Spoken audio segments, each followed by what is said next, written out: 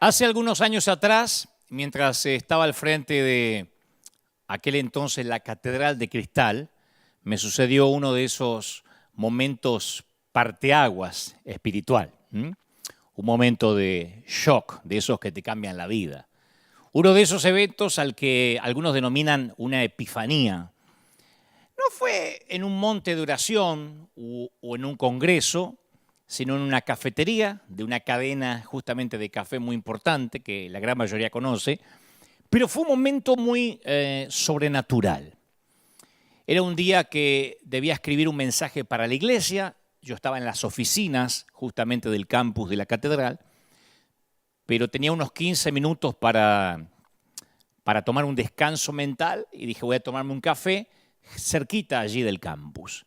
Entonces me formé feliz en la fila porque había muy poca gente, para la hora había relativamente poca gente. Y en ese momento descubrí que la mujer que tenía delante estaba pidiendo un café especial, con una leche especial, ninguna que le ofrecían era la que ella quería, y preguntaba también algo para comer, pero que tenía que tener ciertas proteínas, y si no tenían gluten, y etcétera.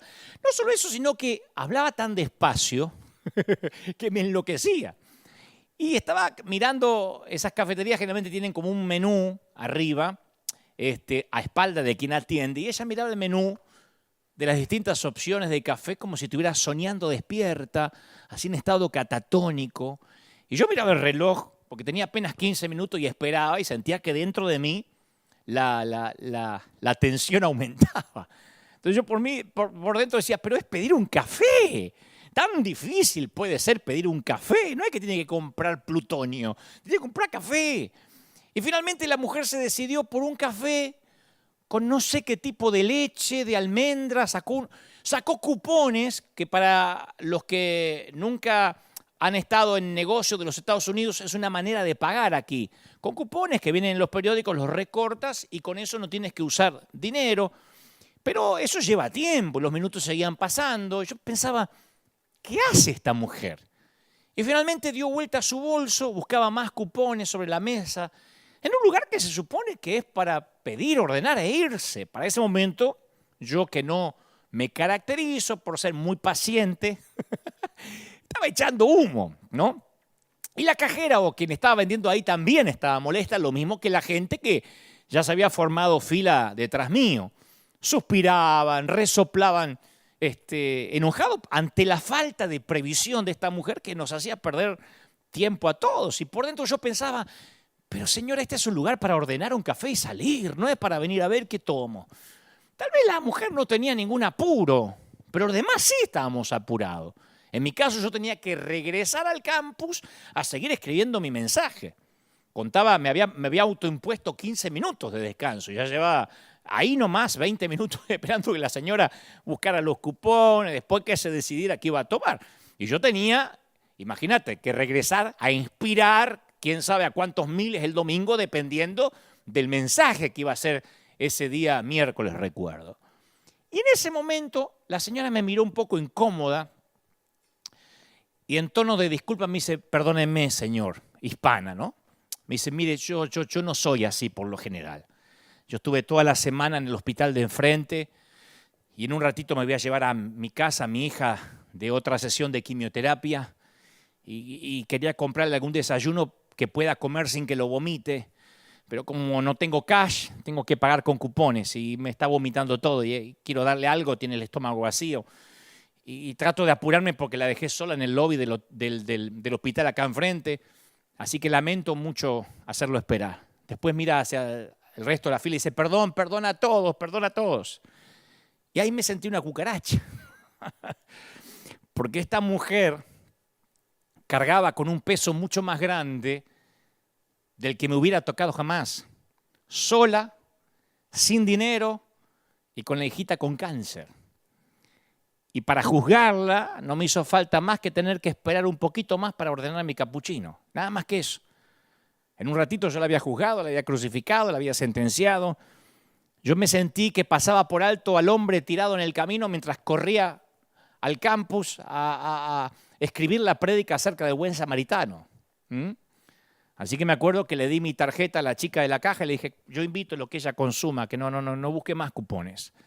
Y la mujer me miró agradecida, con una sonrisa. Y capaz que si alguien presenció el cuadro, la escena, se habrá visto como un buen gesto, ¿no? Que yo usaba mi tarjeta para comprarle el desayuno a una mujer desconocida. Pero en verdad fue un acto de culpa, ni siquiera de solidaridad. Fue un acto de sentirme un piojo. Yo sentí tanta vergüenza, primero por haberla juzgado mal. Y mientras terminaba de pagar mi capuchino, fui lentamente hacia mi auto y ya no me importó la hora ni el tiempo.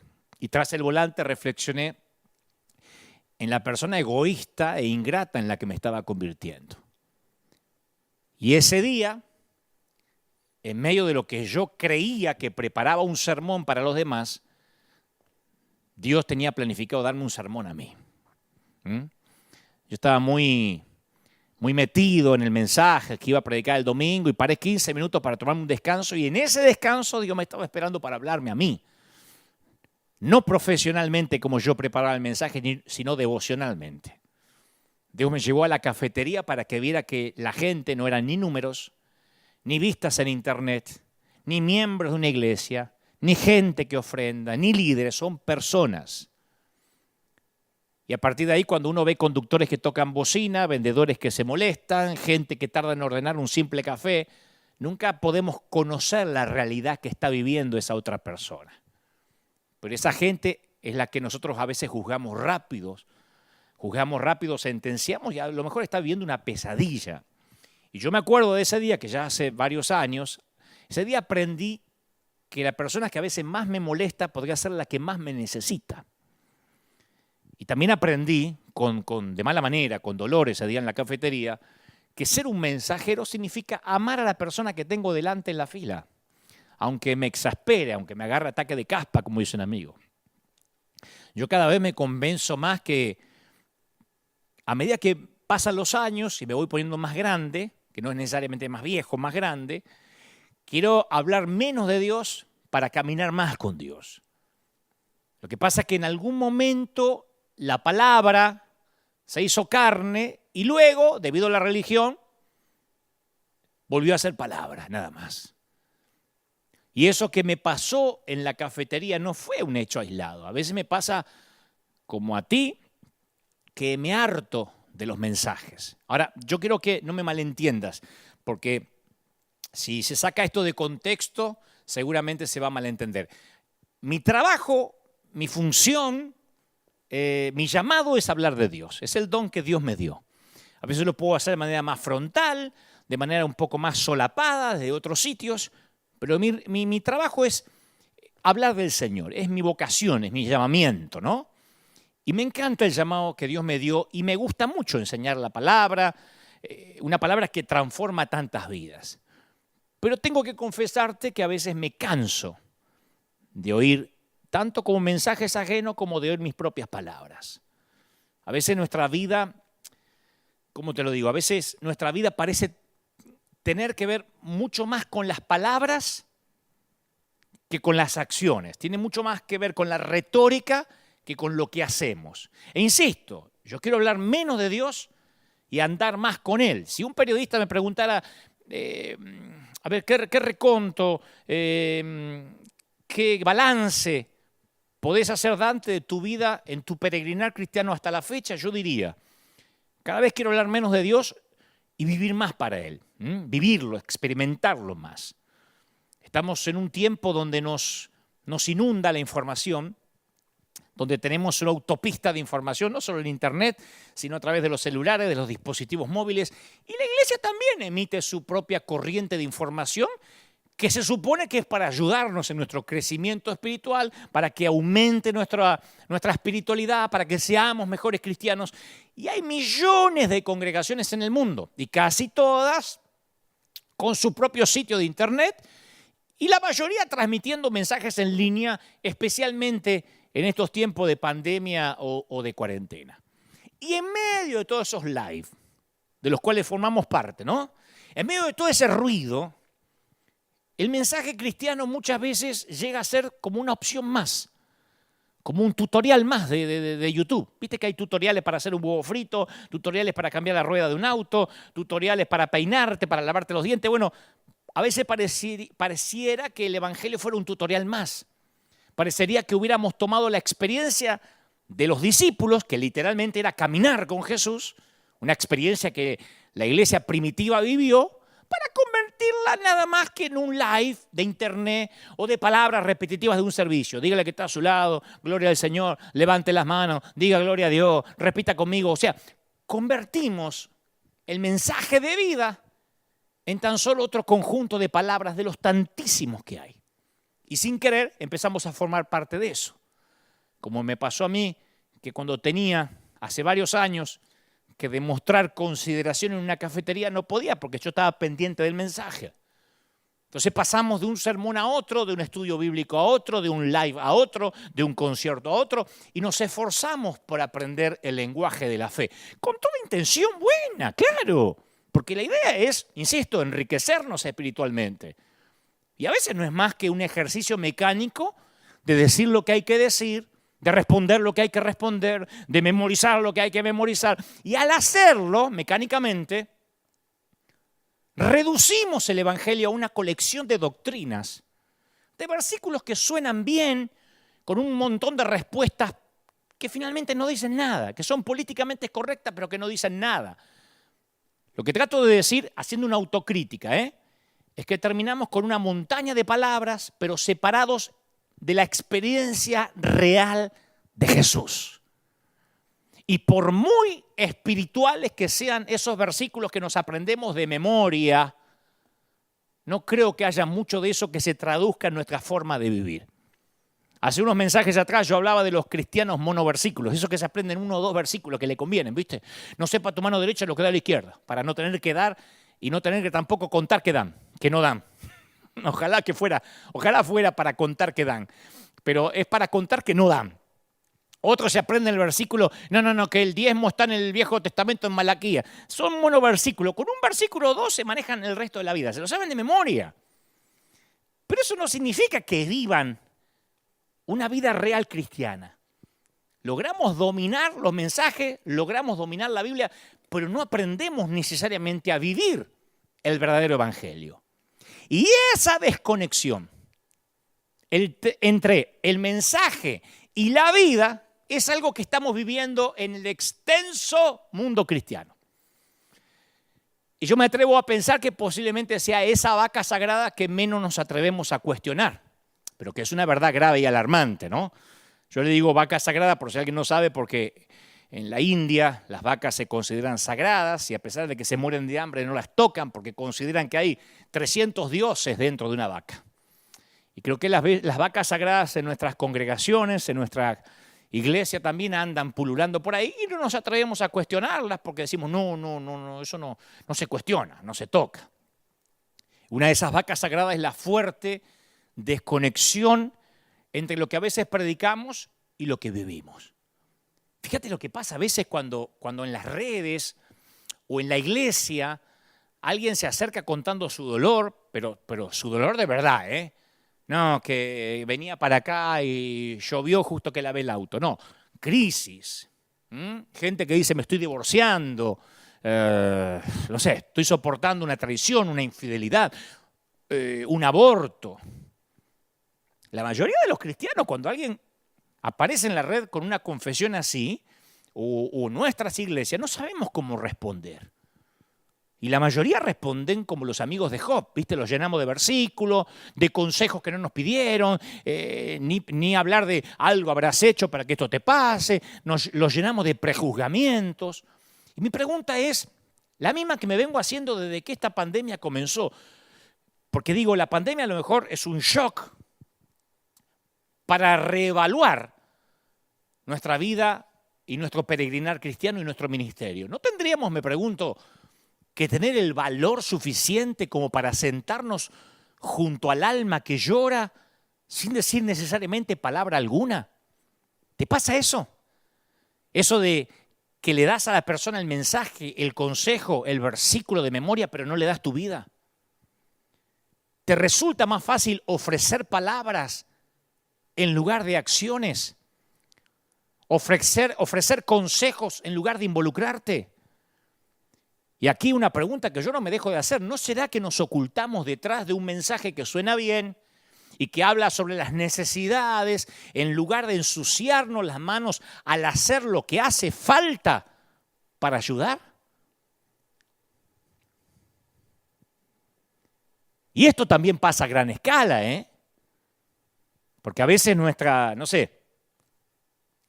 respuesta a los problemas y a las cuestiones globales es nada más que otro conjunto de palabrerío.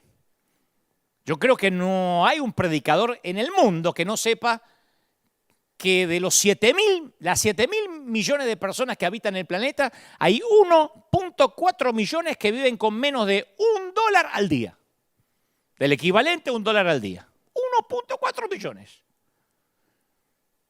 Creo que no hay ningún predicador o predicadora que no sepa que 1.7 mil millones no tienen acceso al agua potable, que 35 millones viven con HIV, que hoy domingo, antes de que termine el día, 21.000 personas van a morir de hambre o de algo, de alguna enfermedad que se deriva del hambre. Todo eso es verdad. Pero la mayoría de los cristianos se desconectan, nos desconectamos del problema diciendo, bueno, que ahora como ganaron los demócratas y todavía no hay vacuna para el COVID, significa que seguramente Cristo viene la semana que viene. Tiene que estar por venir porque está todo cumplido. ¿Por qué? Porque ganó Biden, o porque perdió Trump, o porque reeligieron a los kirchneristas en Argentina, lo que sea, o porque Maduro no se quiere ir. Es decir, el mundo va de mal en peor. A veces es solo un mensaje políticamente correcto mientras desconectamos nuestra vida del problema real de la gente. ¿Me explico? Una vez un predicador dijo, entre una bomba que estalla en Medio Oriente o una rata que se murió bajo tu tapete en la puerta, ¿qué es lo que te preocupa más? Y la gente, si tiene que responder de manera sincera, responde la rata. La bomba en Medio Oriente, sí, está dentro de las estadísticas, pero está lejos, allá en Medio Oriente. Nos desconectamos, sí, hay muchos que mueren de hambre, pero ¿viste lo que pasó acá en la esquina? Cristo está por venir. O sea, el mundo necesita a Cristo, decimos. Y al decir eso suena como si de veras estoy presente, como si de veras me importa, como si de veras intentara cambiar el mundo. Y todo eso sin involucrarme personalmente. Porque decimos, bueno, seguro alguien les hablará de Cristo. ¿Viste? Como cuando me escriben, a mí me escriben en las redes y creo que le pasa a otros colegas, a otros consiervos. A mí me escriben, Dante, predicá sobre el arrepentimiento. ¿Qué pasa que no hablas del rapto? Predicá que son los últimos tiempos. O sea, me preocupo, pero alguien más lo tiene que predicar, no yo. Y ese es el verdadero asunto interno que nos acecha. Ese es el asunto interno. Llegamos al meollo de la cuestión. Esa disparidad entre el mensaje y la vida. Si a mí me preguntaran, ¿cómo crees que está la iglesia? Como soy parte de la iglesia, yo puedo hacer un diagnóstico. Yo creo que la iglesia está enferma de incongruencia. Decimos una cosa, pero vivimos de manera muy diferente. Es una incongruencia que crea una profunda frustración y desilusión en nuestro interior. ¿Sabes por qué? Porque el corazón humano clama por vivir una vida auténtica. Una vida que por fuera sea coherente con lo que creemos y decimos y predicamos por dentro. Yo no sé qué pasa a lo largo del camino, a lo largo de la vida, pero en algún momento empezamos a vivir vidas desconectadas de los mensajes que predicamos. No estoy hablando de predicadores, estoy hablando de cristianos en general, Esa desconexión entre el mensaje, lo que creemos, lo que defendemos a través de las redes, lo que gritamos en las plazas y la vida real que nos carcome por dentro. Yo quiero que sepas que lo que voy a decir lo pensé con mucho cuidado, porque yo amo a la iglesia y los que me conocen hace 30 y tantos años dan fe de esto, y yo he dedicado mi vida a servir al cuerpo de Cristo. Y digo esto con humildad, porque como digo siempre, sé que también soy culpable de precisamente algunas de las cosas que voy a describir. No es que yo estoy salí de la iglesia y tiro piedras desde afuera. La verdad es que muchos de los cristianos que estamos en la iglesia muchas veces proclamamos palabras sin traducirlas en acciones. Entonces un cristiano tipo se pasa el día hablando de la Biblia, enseñando, debatiendo doctrinas, pero en realidad vive para que el mundo lo vea. Yo conozco gente que, no sé, se jacta de predicar una sanísima doctrina y que las mujeres de un lado y los hombres del otro y que la mujer no se depile y que la falda por acá, pero que tiene un resentimiento hasta con su propio padre que no le permite ni amar. Y así un montón. O enemistados con sus propios hijos.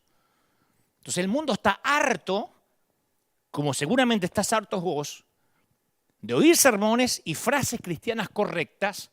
La gente, como vos, como yo, como los inconversos, quiere ver un sermón en vivo y en directo, una vida que hable. Como me dijo hace poco un amigo ateo, que tengo mis dudas que sea ateo, pero así se denomina él.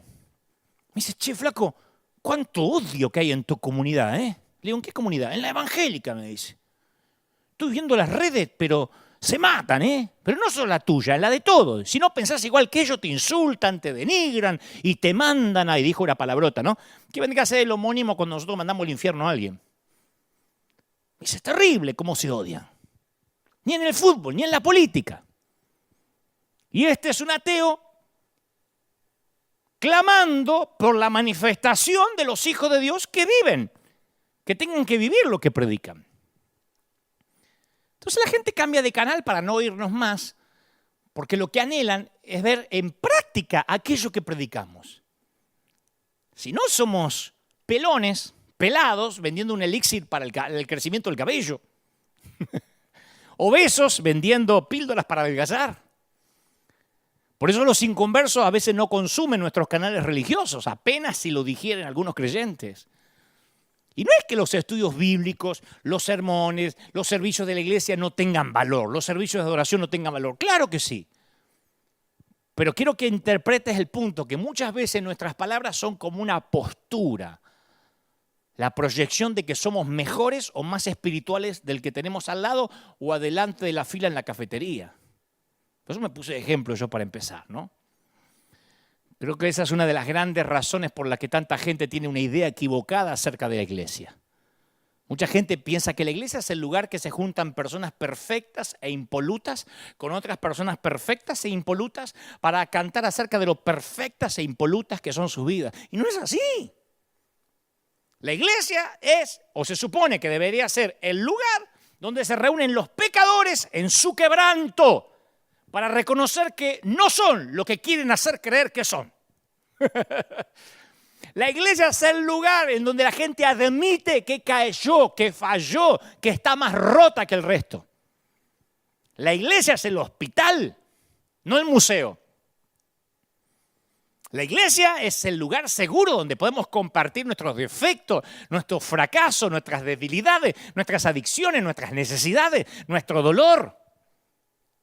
En tiempos habituales que la arena está lleno, al momento en que nos saludamos al inicio del servicio, o casi al inicio, les suelo decir, si eres nuevo, no te dejes impresionar por la cara de santo de los que están alrededor, porque son grandes simuladores, tan rotos como tú, nada más que aprendieron a disimular más. La iglesia es un lugar para gente rota. Debería ser el lugar donde, podemos ser lo que somos. Y no el lugar donde somos perfectos e inmaculados. Y cuando adoptamos poses y posturas con mensajes desconectados de la realidad de nuestras vidas, ¿sabés lo que se crea entonces? La religión. Por eso es que los de afuera consideran que religión es mala palabra. Es que reconocen la enorme brecha entre lo que los cristianos hablan y lo que en realidad viven. En lo que en realidad hablamos y lo que vivimos. Y esta desconexión entonces lleva pegada una etiqueta, que es peor que religión, hipocresía. Y el motivo por el que tantos dicen que la gente que va a la iglesia es hipócrita es porque lo que decimos no tiene que ver con lo que hacemos.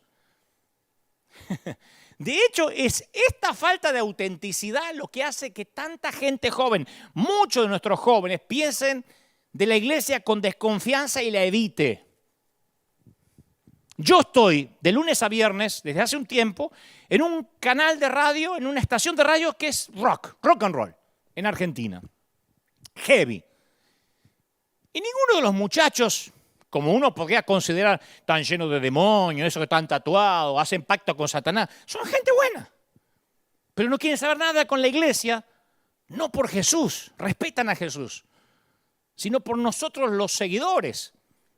Porque consideran que la mayoría de nosotros no vivimos lo que decimos. Y cuando los de afuera ven a cristianos que no actúan como Jesús, enseguida llegan a la conclusión que el grupo merece la etiqueta de hipócritas. Que el cristianismo ya no existe en su manera más pura. Y por eso la rechazan. Y yo hablo de gente pensante, porque es muy fácil decir, y sí, la rechazan porque esos endemoniados no tienen comunión con las tinieblas. Ese es el recurso torpe. Estoy hablando de gente intelectual, gente que va a estudiar, universitarios e indoctos, que dicen, no, esa no es la iglesia que yo concibo. Y hasta opinan que la iglesia perdió el rumbo y que no es lo que Cristo tenía en mente. Creo que la iglesia que Dios tenía en mente no tiene que ver con la religión. La función de la iglesia que Cristo tenía en mente es restaurar vidas que se han roto. Ojalá habláramos menos y camináramos más con Dios. El cristianismo no es un sermón, es una relación personal con el Salvador. Una relación en acción cada día de nuestras vidas. Ahora, ¿estamos llamados a imitar la vida de Jesús? No a repetir versículos como loros usando lenguaje religioso. Jesús le dijo directamente a los fariseos en Juan 5:39. Ustedes estudian con diligencia las Escrituras. Escuchá esto con oídos nuevos. Ustedes estudian con diligencia la Biblia. Parece que detrás de eso viene una felicitación. Dice, porque piensan que acá van a encontrar la vida eterna. Fíjate si esto no es más contemporáneo que nunca. Y sí, dice el Señor, son ellas las que dan testimonio a mi favor. Hasta ahí es una felicitación, ¿sí o no? Pero después hay un sin embargo. Dice, sin embargo, ustedes no quieren venir a mí para tener esta vida. O sea que los fariseos hundían las narices en las Escrituras, las reglas, las normas sagradas, las palabras de la religión, y mientras tanto ignoraban completamente al verbo Jesús, al autor que tenían delante de sus ojos. Los fariseos hablaban sobre la vida de la fe, pero la reducían a la mera religión, a la fe confinada entre dos tapas, en dos portadas, a las palabras. Y eso es legalismo en su máxima expresión. Valoraban el uso del lenguaje correcto, pero evitaban el estilo de vida de la fe por todos los medios probables. Hablaban de la fe, claro, pero le quitaban la vida. Mi pregunta, ¿no es esa la vaca sagrada con la que lidiamos actualmente? Sé honesto, porque si llegaste hasta acá, para que seamos honestos, ¿no? Decime si a veces no pensás que la vida está llena de mensajes, de sermones y vacía de vida al mismo tiempo. Cuando pueda, volví a leer el Sermón del Monte con ojos nuevos, que acá predicamos sobre el Sermón del Monte hace un tiempo. Y notá cuántas veces aparece la palabra hipócritas en el sermón de Jesús. Y Jesús le está hablando directamente a esas personas cuyas palabras no se traducen en acciones. Y cuando Jesús usa varias veces la frase, ustedes han oído, en el Sermón del Monte usa mucho, ustedes han oído, ¿se acuerdan? Ustedes han oído ojo por ojo, más yo digo, ustedes han oído, ¿se acuerdan? Está haciendo referencia a los mensajes y sermones comunes que se predicaban en esa época. Esta gente vivía oyendo sermones. Eran igual a nosotros, no tenían internet, pero vivían oyendo sermones. Si no, el Señor no hubiese dicho, ustedes habéis oído. Hubiese dicho, che, oigan por primera vez un mensaje. Él decía, ustedes escucharon que fue dicho. Ustedes saben que fue dicho. Partía de que ellos sabían. ¿Sabes cuál es el problema de tu vida y la mía? la disparidad que hay entre los mensajes que predicamos, lo que sabemos y la forma que a veces realmente vivimos. ¿Y qué nos dice Jesús? Como le dijo a los fariseos, que hablemos mucho menos y lo sigamos mucho más. Nos está llamando a que levantemos la cabeza del ruido de las palabras, de los sermones, y lo miremos a Él. Yo pienso que más que nunca Él nos está desafiando a vivir vidas que tengan consistencia con lo que somos y con lo que Dios nos llama a ser. La gente va a dudar capaz de lo que digas, pero siempre van a creer en lo que hagas. Tu vida es un mensaje. Mi vida es un mensaje. Si los que me miran ahora por internet creen que soy un genio, por ahí, pero los que trabajan acá conmigo creen que soy un canalla, ese es el mensaje, el último. Mi manera de juzgar es un mensaje. Mi manera de condenar es un mensaje. Transmitimos un mensaje a quienes tenemos alrededor y eso simplemente por la forma en que vivimos y actuamos. Un mensaje que los inconversos pueden ver a distancia. Si en las radios o en los canales seculares donde yo estoy trabajando dice, este tipo es un chanta, ¿por qué? Porque lo vimos personalmente. ¿De qué sirve un mensaje que yo pueda predicar? En cada vida un mensaje es como un grito. Hace poco dijimos que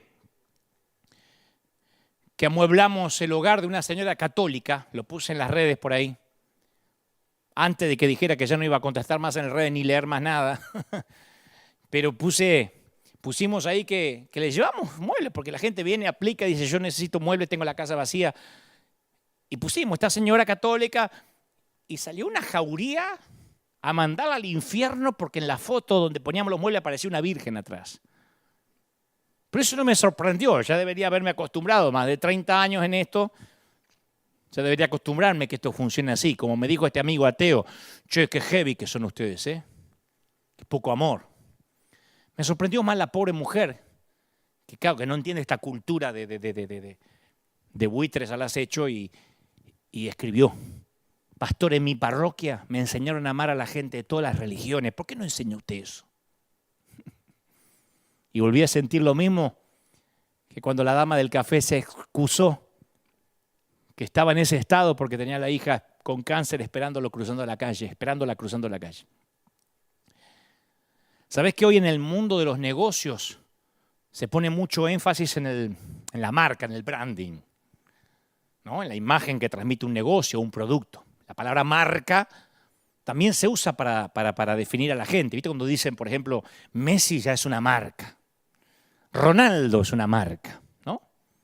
Las celebridades tienen una identidad de marca que se cuidan mucho en formar, en proteger. Voy a ver una película con Tom Hanks, con Tom Cruise. La vas a ver porque es una marca, es casi un sinónimo de que la película medianamente tiene que estar buena. Y en cierto sentido todos, aunque no seamos celebridades o jugadores de fútbol, tenemos una marca. Tu marca es la imagen que intentas mostrar en público. Todos tenemos cierta marca, como nos acicalamos para que nos vean. Pero en el 2005, te voy a contar una historia, Lance Armstrong estaba en la cima del mundo del ciclismo de carrera. Para los que no saben mucho de este deporte, Armstrong había ganado el Tour de Francia 7 veces consecutivas.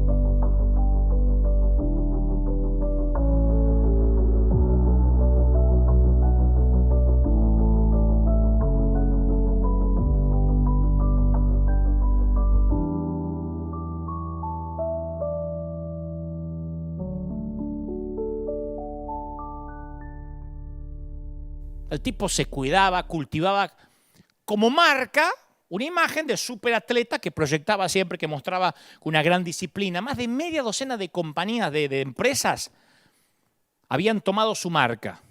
Le ponían dinero, incluyendo a Nike, Radio Shack, la fábrica de bicicletas Trek. Pero un día la vida real de Armstrong empezó a hablar a los gritos. Y lo que surgió fueron supuestas situaciones de doping, de dopaje, ¿no? Y durante un tiempo Armstrong logró manejar las acusaciones, proteger su marca, decir que no, que eran cosas infundadas, pero de a poco la verdad de su vida fue penetrando el escudo de la imagen pública, esa imagen de marca tan cuidadosamente construida, y se supo que había hecho trampa, que el dopaje era verdad, que les había mentido a todos, y en el 2012 le quitaron a Armstrong sus títulos de ciclismo, todos los títulos, y sus auspiciantes lo abandonaron. Su vida había hablado la verdad y esa verdad derribó la marca. El mensaje de una vida grita siempre con más fuerza y claridad que el mensaje de una marca. Cuidado, porque puedo decir, no, nuestra marca somos la iglesia de los discos de adoración. No, somos la iglesia del empoderamiento. No, somos la iglesia de que repartimos muebles. A veces puede que ostentemos una marca por un tiempo, pero tu imagen tal vez comunique una marca externa, visible, pero tu vida va a decir a los gritos ese mensaje que en realidad llevas dentro. Y yo te confieso que somos muchos los que pasamos más tiempo trabajando en nuestra imagen de marca exterior que en nuestros asuntos internos. Y la cosa es que al final de la vida, nuestras acciones cuentan la verdadera historia de lo que tenemos adentro. Y lo cuentan en los gritos tan fuertes que ahogan cualquier intento infructuoso de controlar la imagen que proyectamos, señores. En algún momento ese yo verdadero se da a conocer. El telón se corre y quedamos desnudos. Lo que decidimos o elegimos transmite a los gritos un mensaje a quienes tenemos alrededor. Y los mensajes que comunicamos por medio de estilo de vida que decidimos llevar son los mensajes más potentes. La gente observa, la gente nos escucha, pero no los live, no lo que predicamos aquí, nos ve en la calle, en las cafeterías. No nos escuchan esos mensajes que nos gusta transmitir, sino aquellos que no podemos evitar que lleguen a los demás por la forma en que vivimos, por la forma en que conducimos el auto, por la forma en que subimos al tren, por la forma en que subimos a un bus, a un colectivo. Por lo que reflejamos. Por eso creo que nunca más indicado ese principio en la tarea cotidiana de los padres. Viste que en la iglesia hay gente que toma alcohol y que se ponen un poco alegres para la fiesta, se entonan un poquito y dice, bueno, estamos de fiesta, abre un tequila, abre una cerveza más, dale una sidra, dale un vinito más. Y se entonan en la fiesta, y dice, bueno, igual no voy a conducir, estoy acá adentro, no estoy dando mal testimonio. Pero posiblemente reciba una llamada de la policía que le informa que arrestaron al hijo por conducir ebrio en algunos años. Porque el hijo miró. El hijo vio una vida a los gritos. Más allá de lo que el padre después haga en la iglesia los domingos vestido de ujier. La madre, obsesionada por su aspecto físico, a ver si la cola se le bajó o no se le bajó, un día se entera que su hija tiene problemas alimenticios. Y si es lo que consumió la piba, la nena, de qué chiquita. La vida que eliges vivir se convierte en una vida que habla a los gritos.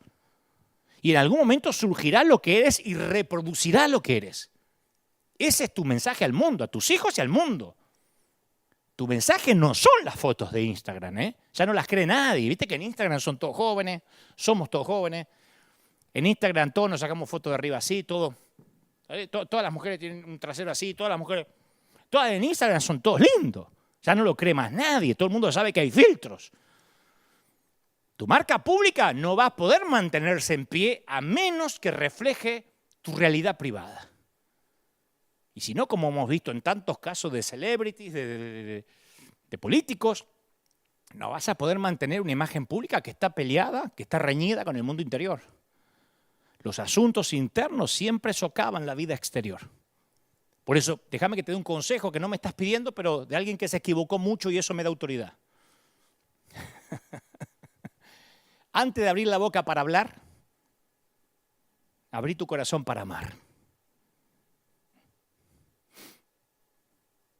Antes de decir, ay, ¿por qué el puma canta si no ama a sus hijas, si no perdona a sus hijas? Antes de hablar estupideces, abrí el corazón para amar.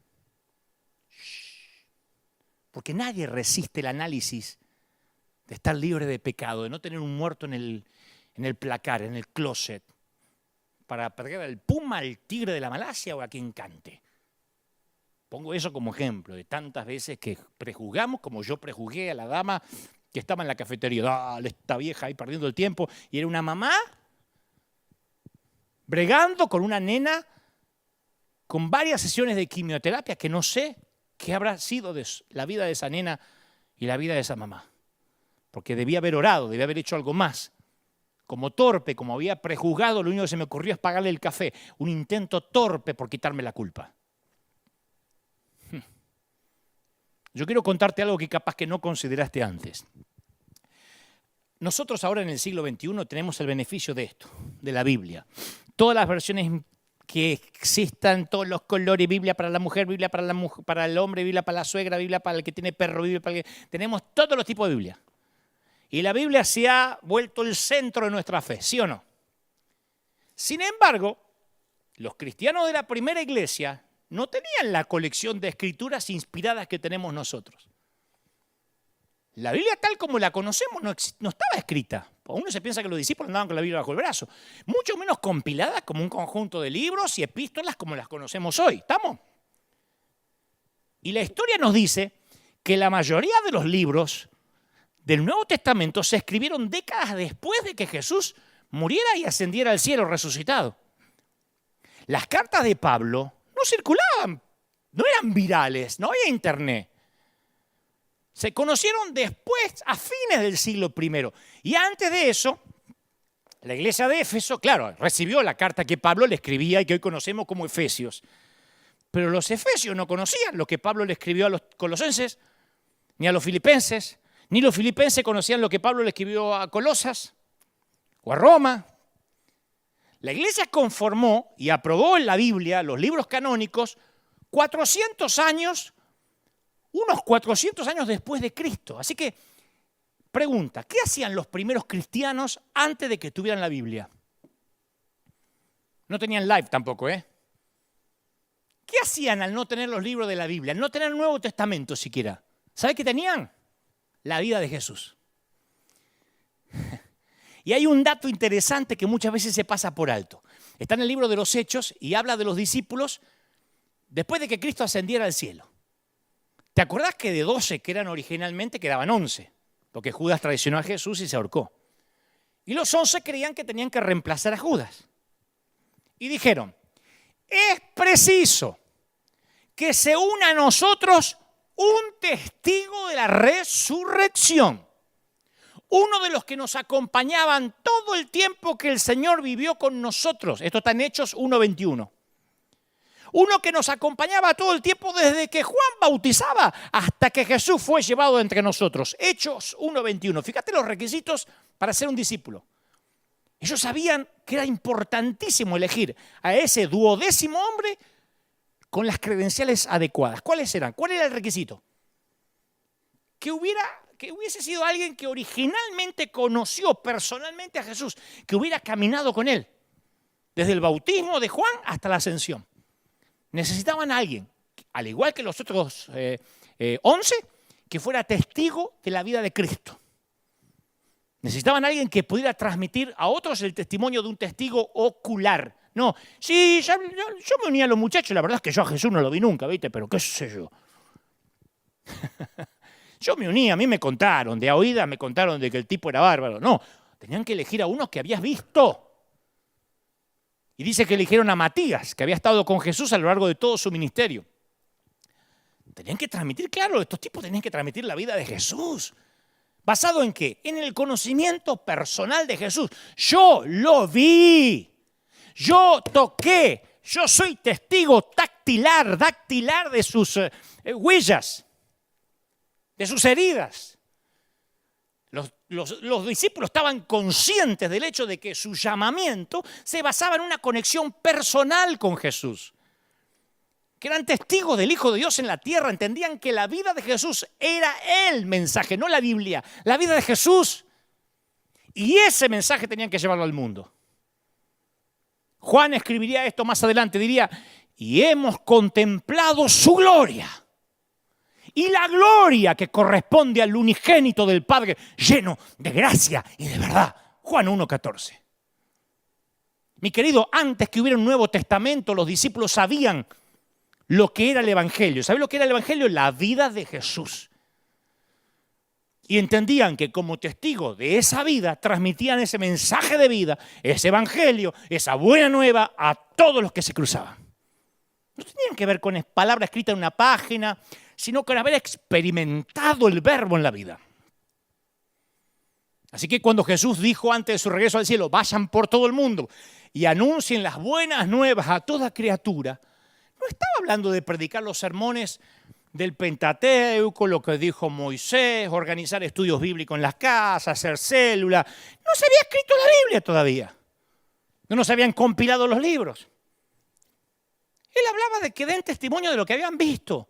Como le dijo al ex endemoniado gadareno, ve y cuenta lo que pasó.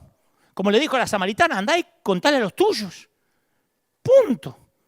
Ni le hicieron un estudio bíblico, ni un encuentro, ni un super, ultra, macro, super encuentro. Anda a contar. ¿Qué pasó? Y yo era ciego y ahora veo. Anda a contar eso, macho, ya está. ¿Qué querés? Eso es el testimonio. Contá mi vida, mi muerte, mi resurrección. Entonces el cristianismo tiene que ver con el mensaje hecho carne en toda vida de Jesucristo. Pedro le dijo, a este Jesús Dios lo resucitó y de ello todos nosotros somos testigos. Hechos 2:32. Y hace 2000 años los discípulos fueron hasta los rincones del mundo conocido y les contaron a todos de Jesús. Hablaban de lo que habías visto, de los milagros, de la gente que resucitó entre los muertos y contame la historia de Lázaro y cómo fue. Y contame la historia del hombre de la mano seca. Y contame esa vez que escupió en tierra y sanó el ciego. Les contaban que lo habían visto morir, que lo vieron caminando después. Y hoy estamos llamados a ir hasta los rincones del mundo para hacer eso mismo. No cambió. El Evangelio no cambió. Claro, vos me decís, pero yo no estaba cuando Jesús caminaba en la tierra. Bueno, pero tenemos el testimonio de su mensaje de vida a través de sus discípulos y a quienes le contaron ellos, y a quienes le contaron ellos, y a quienes le contaron ellos, hasta llegar a nosotros. ¿Y qué es la iglesia? Es transmitir el testimonio a lo largo de las generaciones. Somos los únicos, porque los que siguen al Buda, el Buda se murió. Los que siguen a Mahoma, Mahoma se murió. Nosotros somos los únicos que ostentamos una tumba vacía. O Cristo resucitó y somos testigos, o esto es un mal chiste.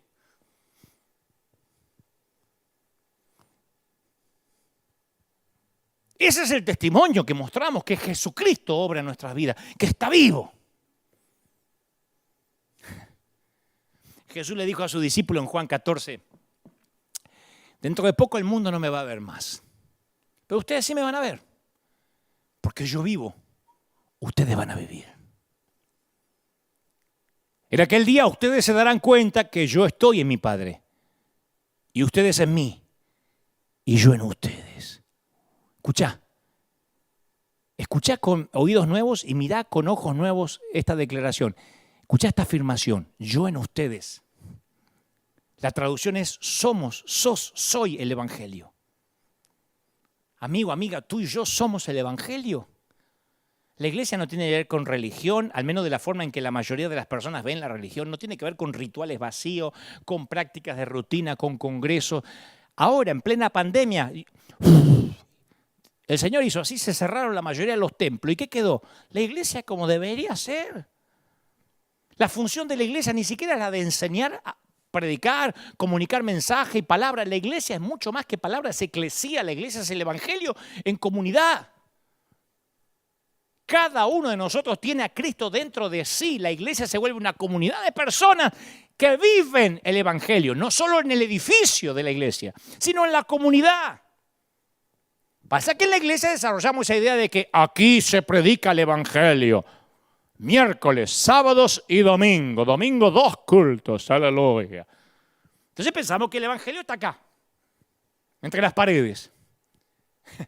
Pero tu iglesia, o nuestra iglesia, no es el lugar donde sucede el Evangelio, que que el edificio es el lugar principal donde experimentamos el mensaje de Cristo, sí. Es uno de los lugares donde sucede eso. Pero si pensamos que el evangelio se puede contener dentro de las paredes de una iglesia, estamos fregados. Nosotros somos el evangelio y todo lo que hacemos debiera reflejar ese mensaje a lo que nos rodea. En todos lados. No podemos seguir diciendo, ¿y qué haces en ese multimedio secular que yo sé que son masones grado 33? ¡Por Dios! Yo no estoy en esto para meterme en una burbuja santa y no contaminarme. Somos testigos suyos ante el mundo. ¿Dónde se pone una luz? ¿Bajo un almud? ¿Debajo de la cama? ¿O para iluminar? Tú y yo nos convertimos en las manos, en los pies de Jesús. No para hacer congreso cristiano, radio cristiana, televisora cristiana, remera cristiana, calzoncillo cristiano, bombacha cristiana. Es para ser cristianos en medio de la oscuridad. Cuando pensamos en llevar el evangelio al mundo, siempre planificamos, hay que pensar estrategias innovadoras, nuevos planes, convenciones, programas cristianos. Y Jesús fue diferente. Jesús anduvo en las calles y los caminos y lo único que quería era que unos pocos tipos pensaran como Él, amaran como Él, que vieran como veía Él, que enseñaran como enseñara Él y que lavaran pies como lavó Él. ¿Sabe lo único que necesitó? Era revolucionar el corazón de unos pocos tipos y unas pocas mujeres para lograr impactar el mundo. Y voy a decir, ¿y dónde empiezo? Ahí, ¿dónde estás? La respuesta es simple, comenzá ¿dónde estás? La gente con la que interactúas todos los días es la que Dios eligió para que vos seas el mensaje ante ellos. No tenés que tener River Arena para lanzar el proyecto Honra, porque sos millonario. Debe haber un viejo, un anciano que vive al lado de tu casa, en la esquina, en tu cuadra, debe haber un anciano. No necesitamos ir a las Islas Vírgenes de Colombia, para encontrar viejitos, así como vimos hace un rato en el proyecto Honra. Madre soltera no hay en tu país. Estresada de trabajar todo el día, que la condenan todo el tiempo porque es madre soltera, ese pecado, entre comillas, que parece que nunca va a caducar porque la siguen mirando como la pecadora mientras que el nene va creciendo. No hay un chiquito que come solo, que almuerza solo, que no tiene que almorzar. ¿Y cuál es la tarea? Amarlos. A mí me han dicho siempre, pero sirve dar muebles si no se arrepienten. A mí me mandó el Señor a amarlos. Y si además le puedo predicar, enhorabuena. Pero ser el evangelio siempre va a exigir de nosotros que salgamos de nuestro mundito y entremos en el mundo de la persona y ahí te vas a ensuciar a lo mejor las manos. Salir de la zona de comodidad y entrar en las dificultades del otro, en los problemas del otro. Hay una paráfrasis de un versículo de Juan en la versión inglesa conocida como El Mensaje, que dice, el verbo se hizo carne, Juan 1:14, el verbo se hizo de carne y hueso y se mudó con nosotros. Si vos querés ser el evangelio ante los demás, vas a tener que mudarte al mundo de cierta gente. Y esto no me saquen de contexto, estás diciendo que hay que ser mundano. Si no entendés, anda a mirar que te haga repetir frasecitas. Estoy hablando a gente que está entendiendo con el corazón de Cristo. Los momentos en que tus hijos sienten que más los amás, es cuando te metes en su mundo, ¿sí o no? Cuando te metes en la casa de las muñecas o te arrodillás para ver el mundo como lo ven ellos. Cuando estás transpirado de jugar a la pelota, empapado, sucio de barro, ahí conectás con tus hijos. Y Jesús se mudó a nuestro mundo, no esperó a que estuviésemos presentable, prolijo. Estamos llamados a entrar en el mundo del otro, a mudarnos a su lugar, no importa qué tan desastroso sea. Eso es ser el evangelio ante los demás. No pretender que se laven los pies, que se laven las manos, que se higienicen, que le tomemos la temperatura y después entran a nuestro mundo. Nosotros tenemos que ir ahí.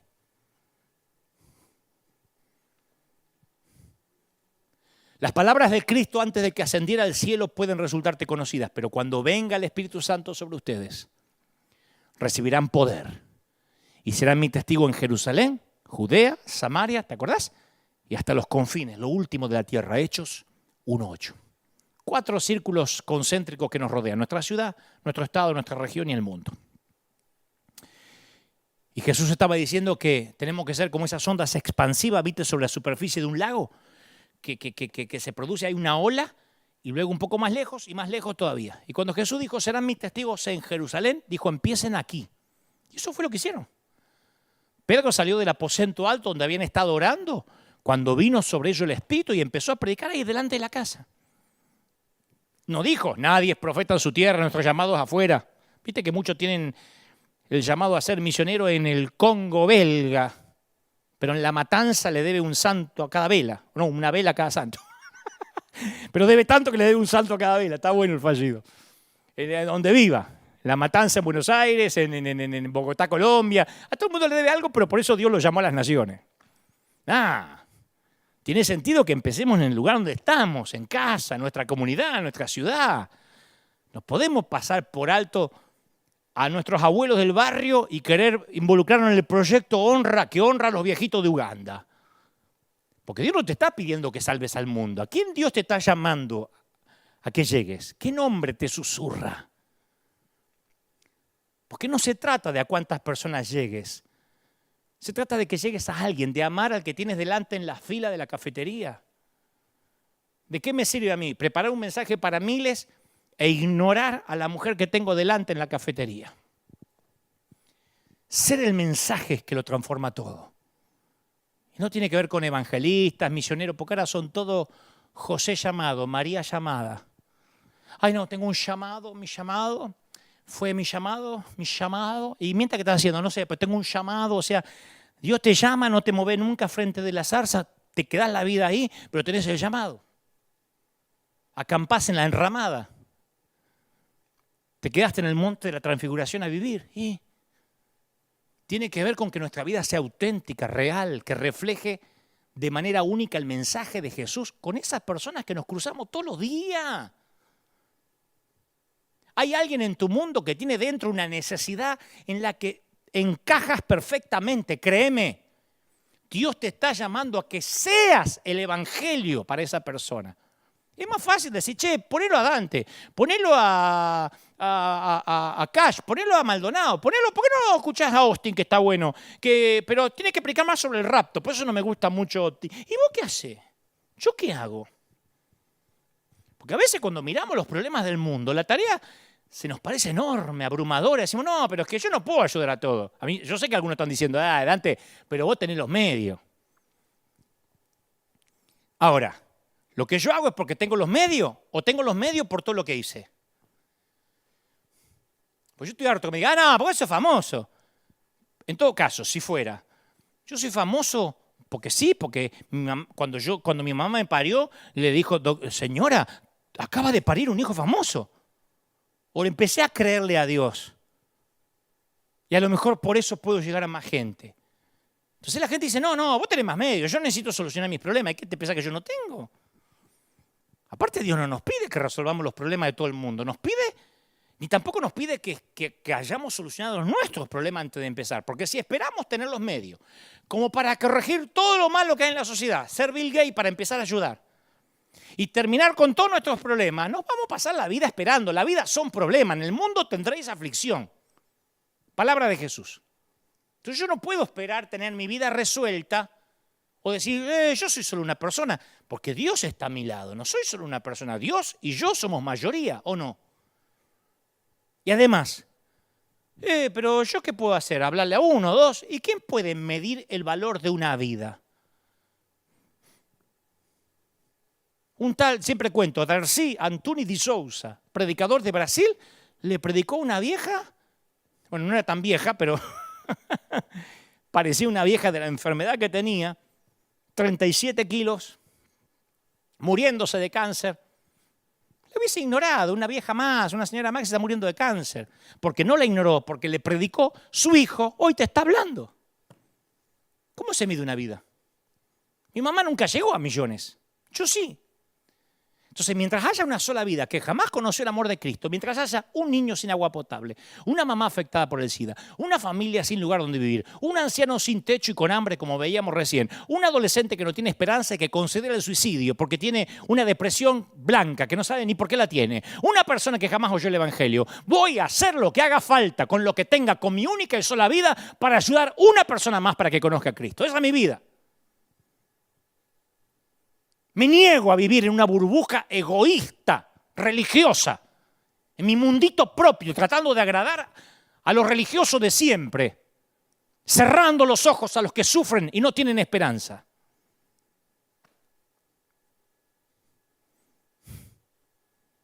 Tal vez sientes que quieres marcar una diferencia en el mundo, pero te cuesta encontrar la oportunidad. ¿Viste que tenemos familia, vida laboral, vida de iglesia, tenemos que ver todos los capítulos de Netflix que acaba de salir, ya pronto sale La Casa de Papel, la tercera, la cuarta, no sé cuál, y no me va a dar tiempo. Entonces, ser el mensaje queda relegado a un rinconcito.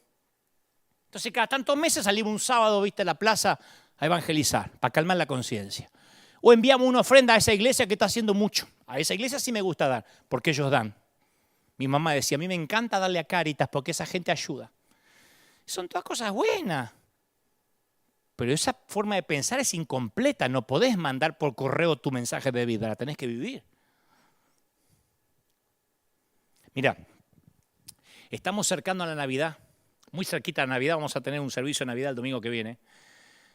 Y yo sé que los hechos en torno al nacimiento de Jesús, algo que todos conocemos, ¿no? César Augusto ordenó que se hiciera un censo en el mundo romano, la gente tenía que ir a su ciudad de origen ancestral para registrarse, y para José significaba viajar con María cercana a la fecha de parto, desde Nazaret hasta Belén, 112 kilómetros.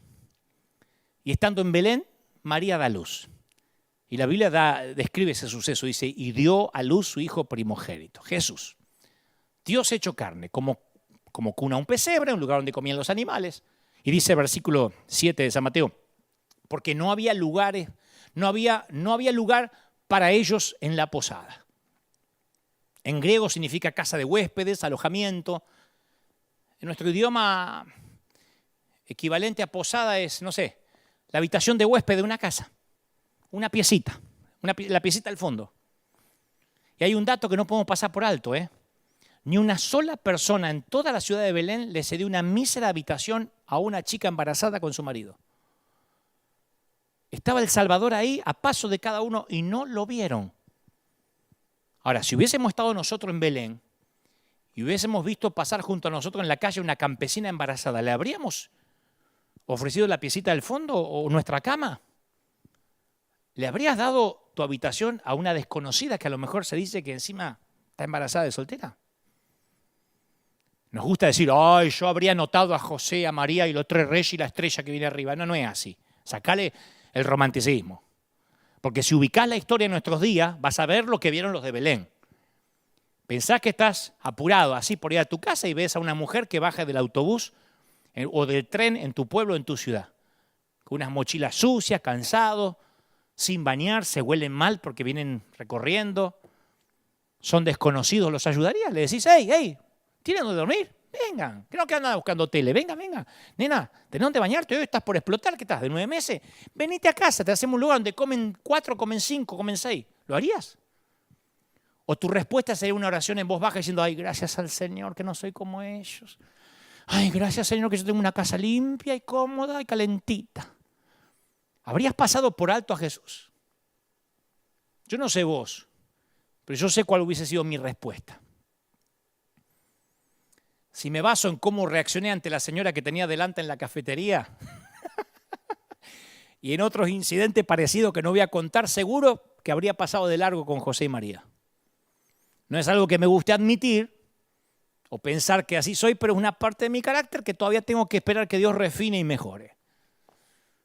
La oportunidad que tenían los de Belén para ser bondadosos con Jesús no era mayor que las oportunidades que vos y yo tenemos delante de las narices cada día de nuestras vidas. La pregunta no es, ¿habrías pasado junto a Jesús en esos días? Sino, hoy, ¿pasaste de largo a Jesús? ¿Hoy? Mirá la hora que es. Seguro ya capaz que fuiste al mercado, saliste, el viernes, el sábado, ¿pasaste de largo a Jesús?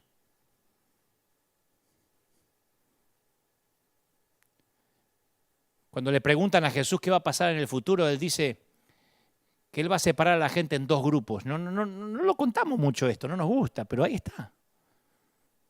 No es menos importante que cuando prometió que nos bendeciría. Él dijo que va a separar a dos grupos, los que les agradamos y los que no. Y a los que le agradan le dirá, a los que están a la derecha, vengan a ustedes, a quienes mi Padre bendijo, reciban la herencia, el reino preparado desde antes de la creación del mundo, porque tuve hambre, me dieron de beber, de comer, y mi papá lo vio. Tuve sed y me dieron de beber, y papá lo vio. Fui forastero, me dieron alojamiento, necesité ropa, me vistieron, estuve enfermo, me atendieron, estuve en la cárcel, me visitaron. Mateo 25:34. Entonces los tipos le van a decir, ¿y cuándo te vimos hambriento? ¿Cuándo te alimentamos? Si nosotros no vivimos en tu tiempo, ¿cuándo te dimos de beber? ¿Cuándo te vimos forastero y te dimos alojamiento? ¿Cuándo estabas desnudo y te vestimos? ¿Cuándo te vimos enfermo en la cárcel y te visitamos? Y Jesús les dirá, les aseguro que cuando lo hicieron por uno de mis pequeñitos, lo hicieron por mí. ¿Cómo nos olvidamos de eso? La forma que tratamos a los pobres, a los que todos pasan por alto, a ese que molesta, viste, en el semáforo, a ese que viene a limpiarte el parabrisas y te dan ganas de decir, no me lo ensucies, pibe, que voy a la iglesia. No solo a los que viven en otro país, sino a los que viven al lado. Ese es el mensaje que comunicamos al mundo que nos rodea. Y vos me preguntás, ¿pero no es riesgoso? Sí. ¿Cómo no va a ser riesgoso? Bajar la ventanilla siempre es riesgoso. Cuando nos acercamos a quienes pasan junto a nosotros en la calle, o quien está en la fila del mercado o en la fila de la cafetería, ahí conocemos sus historias. Y no tenemos idea de los problemas que están teniendo o del lío que estamos dejando entrar a nuestras vidas cuando le damos la mano. Pero eso es el mensaje, dejar que sus líos entren en nuestras vidas. Entrar en el lío de las vidas que tenemos alrededor. Che, pero ¿no es un desafío vivir así? Y más vale. Si alguna vez amaste a un chiquito de 2 años que te está haciendo una escena en el supermercado, una rabieta, o a una suegra que siempre busca a quién culpar, ahí tenés la respuesta, sí que es un desafío. Che, pero duele amar así.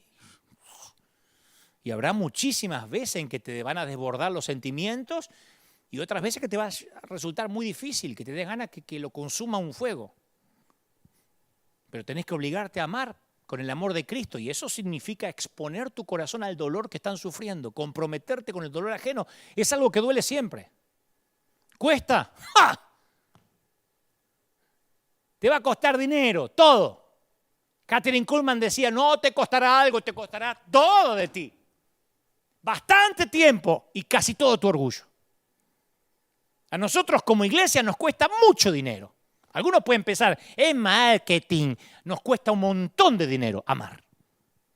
¿Te pensás que no nos gustaría estar ahorrando? ¿Para ver si viene otra pandemia? ¿Y va a ser gratificante?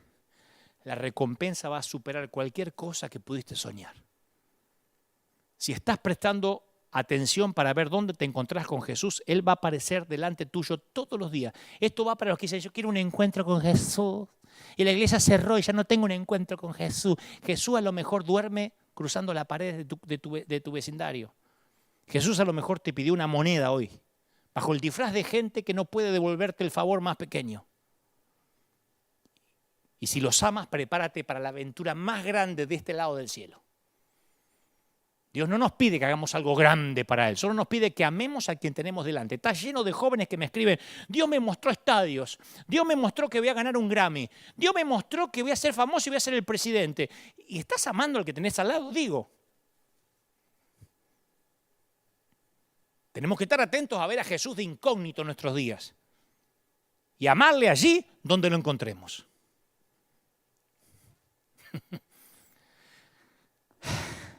Voy a terminar con esto. La familia de River Church, y esto lo saben los que son de la familia,